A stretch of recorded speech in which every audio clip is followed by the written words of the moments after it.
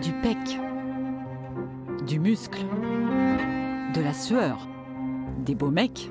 Vous allez en voir au musée. Lutteurs, boxeurs, haltérophiles, ils inspirent les artistes. Et comme à son habitude, Gustave Courbet casse les codes. Il peint les lutteurs en 1853, un tableau qui laisse sans voix les critiques de l'époque.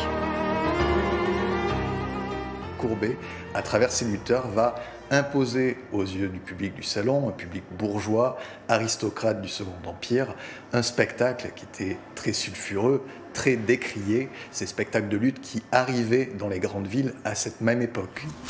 Les lutteurs d'aujourd'hui ont repris pour nous la pose délibérément choisie par Courbet.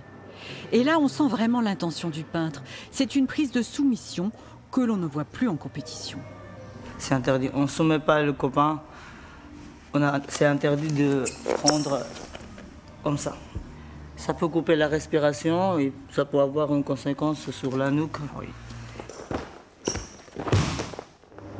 20 ans après le tableau de Courbet, les corps des lutteurs ne sentent plus le soufre.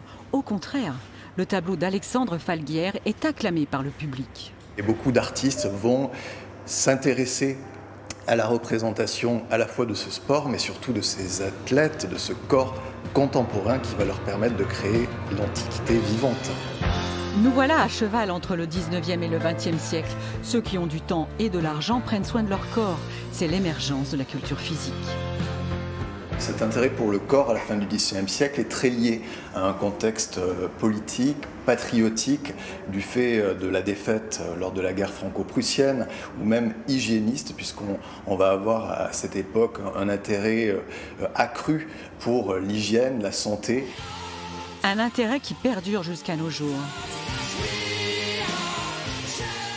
En à peine 2 siècles, les lutteurs célébrés par Courbet ont quitté le monde des forains. Les voilà devenus les dieux du stade.